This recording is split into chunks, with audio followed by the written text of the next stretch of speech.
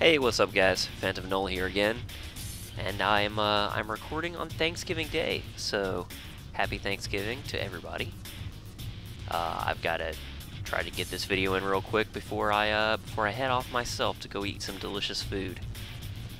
And today we're taking a look at the Flame of Genesis. He is a fire melee shield defense scrapper. So let's hop to it. Let's take out some Circle of Thorns this time. Let's see what his difficulty is on. Okay, +0, the equivalent of 6 heroes, though. And maybe he even has bosses on. I don't know. But we're not going to worry about it, whether he does or doesn't. Now, getting a little framier than usual. It's unfortunate because I do drop some frames recording. Plus defense, always nice. But, yeah, you know, as opposed to, 40-ish frames, I tend to record it between 21 and 25 frames. But, I don't want the game to look like complete crap while I record, so I'll drop a few frames. It still looks pretty good to me. Alright, let's take on this first group, and then we'll get to some explanation of our powers.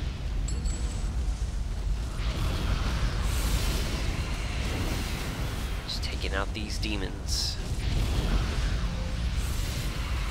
So Flame of Genesis, the concept behind him, he's sort of an unwitting hero. He was actually kidnapped by the Circle of Thorns, so thematic.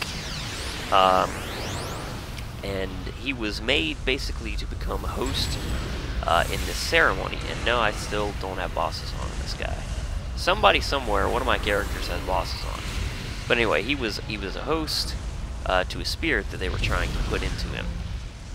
But the idea is basically that his body itself, or his soul, whatever you want to say, was in some way almost like an anti-magic field of sorts, but the Circle didn't know that. So basically he's just utterly talentless in magic, to the point to where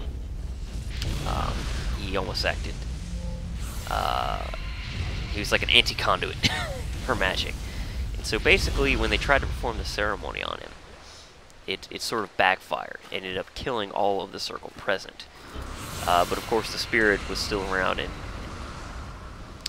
needed a host, and so he basically had to take the spirit in willingly, which he did, but not until all the Circle were dead and he was safe. And after that, his will sort of merged with the spirit. If you've ever played Dragon Age 2, kind of like that, with Anders.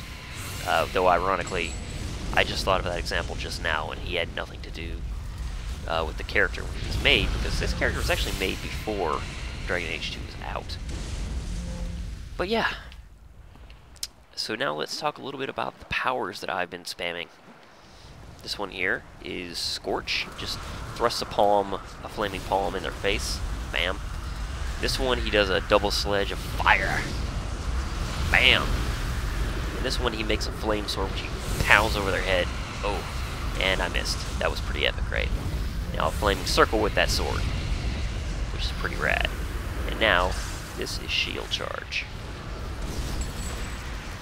It's a sort of teleport with your shield. The idea, of course, supposed to be that he's moving so fast that he's just a blur, and, he gets there pretty much instantly. So yeah, this character's pretty beastly, as you can probably see. But he's totally a defense-based character. Thanks to shield, he does have some boost to his max HP, which gives him some decent regen.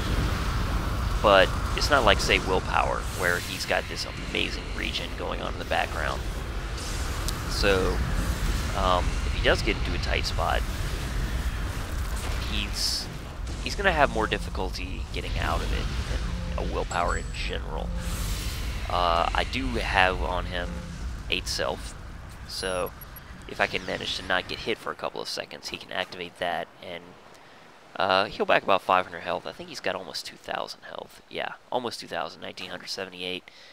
So, you know, that's not a ton of health for him. It's about a fourth of his health bar, but, you know, it saved my life on more than one occasion. We also have 8 other here, but I'm not teaming with anybody, and it's not really slotted very well anyway, so that doesn't exactly do me a ton of favors here. He also has Conserve Power, because again, like, you know, Black Rose of Thorns, in these long fights, his endurance will get whittled away, so it's very handy to have that. I should also mention that as a shield defense scrapper, and having shield defense as his secondary, he actually he has some defense debuff protection, which is one thing that all these builds with superficial defense sort of built up their set bonuses, and say one shield from an epic set or something. That is sort of the bane of those builds, easily. If one bad defense debuff gets on them, then they're screwed. But Flame of Genesis, being an entirely defense-based build, actually gets some defense debuff protection. In fact, he gets about 50%, I'd like to say, something like that. So, if there's a lot of debuffs coming his way, he's still going to get eaten through and still going to go down. But he's got a lot more protection against that kind of thing than a lot of my other characters. So he actually took a good bit of damage there. So, we just fire off our 8 self. Heals a good bit of health. And there we go. If shield charge happens to be up when you get into a tight spot, that's a fantastic way of knocking down a good many enemies around you and giving yourself the chance to heal with 8 self. And that's really all of his moves. He's got so many toggles that, you know, most of his offensive abilities, well, really, he's just got 5 of them. And then he's got the heal, which was dipping into another auxiliary pull. And, of course, he has one with the shield, which is another way to sort of... It's best used preemptively to prevent a bad situation, but it can help in a tight spot as well. It ups his resistances to various things and increases his recovery rate and max HP. So that's a really cool sort of panic button. But again, used better if you know that you're going to be in a tight spot to begin with. Here is a bit of his build. We have Mako's Bite and Scorch. We have Touch of Death and Cremate. We have Galson's Synchronized Fire Control and Build Up. We have Obliteration in Fire Sword Circle. We have Hecatomb in Greater Fire Sword. We have Red Fortune and Deflection, another in Battle Agility.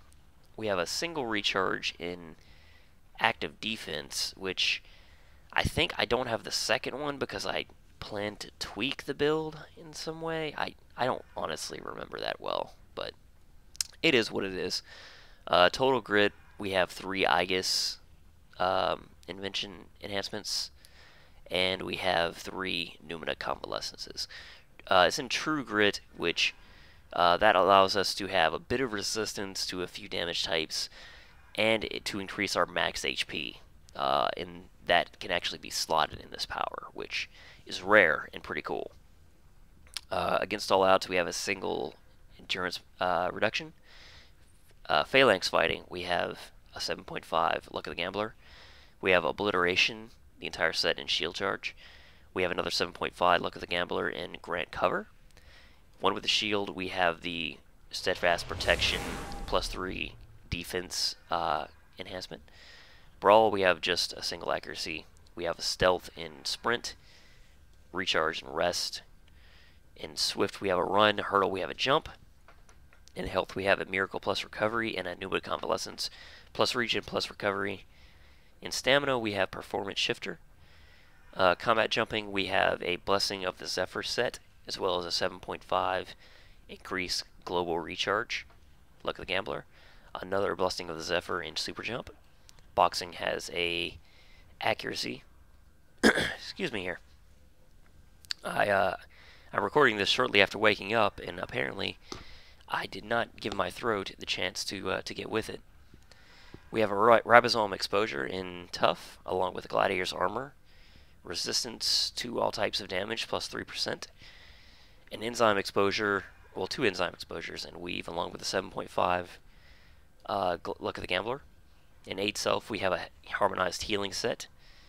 In Physical Perfection, we have a plus Endurance proc from the Performance Shifter set. Physical Perfection, you may recall that from Black Rose with Thorns.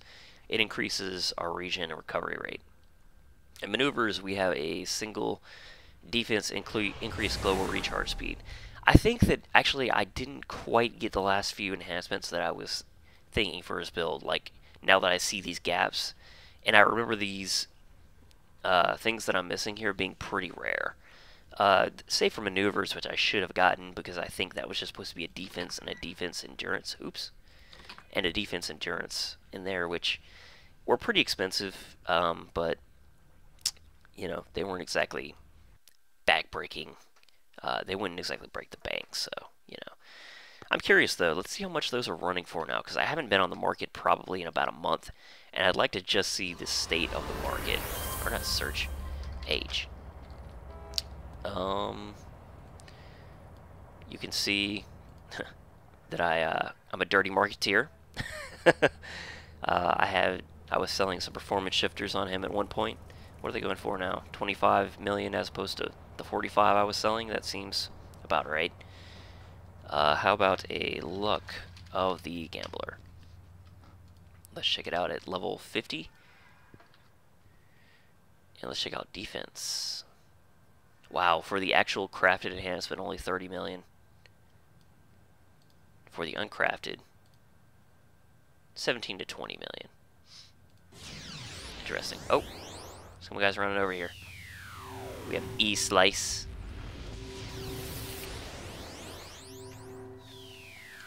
He's going to continually cast buffs on me.